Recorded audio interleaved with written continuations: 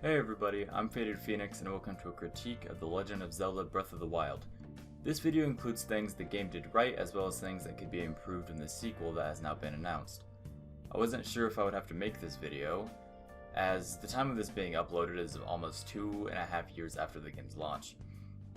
I thought this would be a good way to gather all the issues that the game faces and share them to an audience.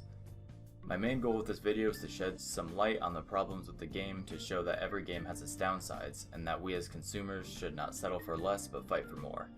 Quick disclaimer, I finished and sold this game a month or so after launch, so I'll be basing my critique off of that version of the game.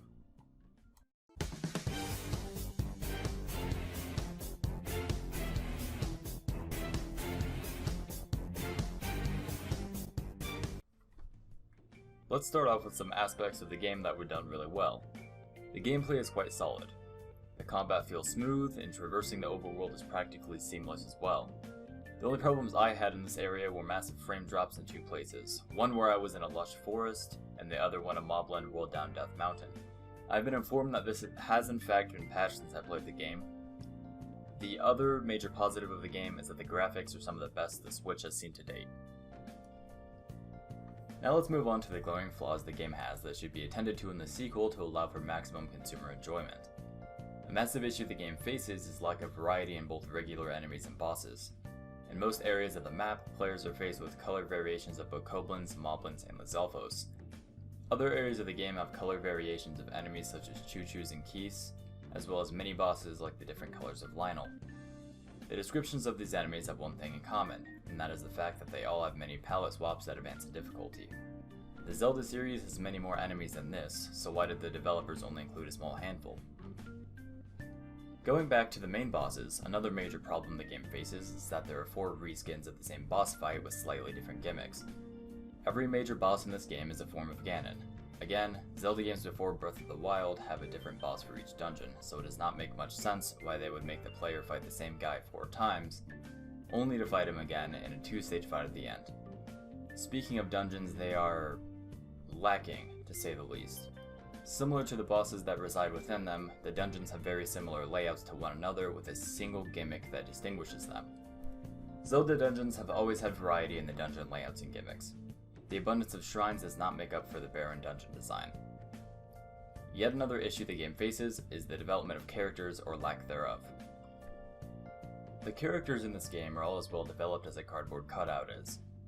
Much like the dungeons and bosses, most of the major characters are developed in the same way. Here's a bit of backstory so it makes sense. Link has been asleep for 100 years, and in that time, his close friends all died except for Zelda. Their relatives are the ones you interact with when going to the dungeons. Every character's development goes like this. They mention they're related to Link's deceased friend, and then help Link go to their respective divine beast.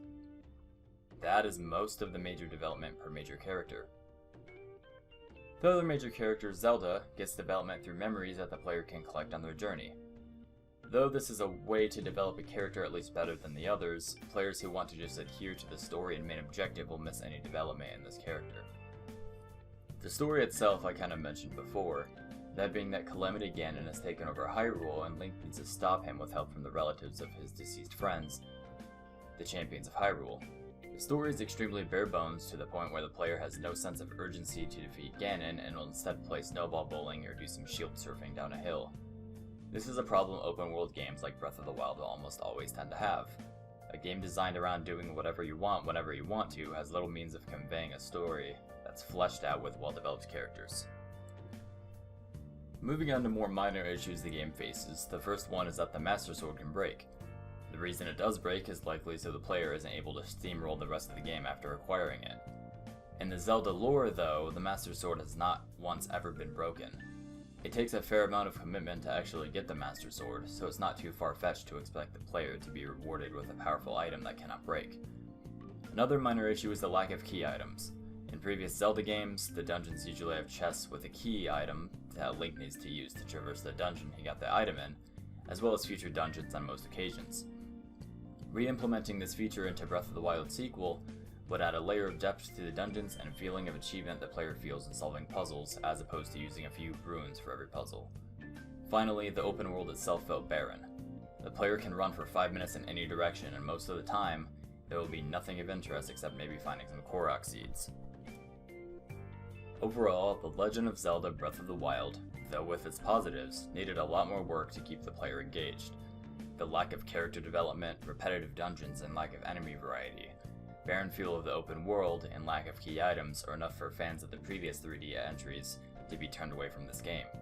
The sequel needs to attend to these flaws to make an even better game that will draw in a larger crowd of all types of Zelda fans and new players.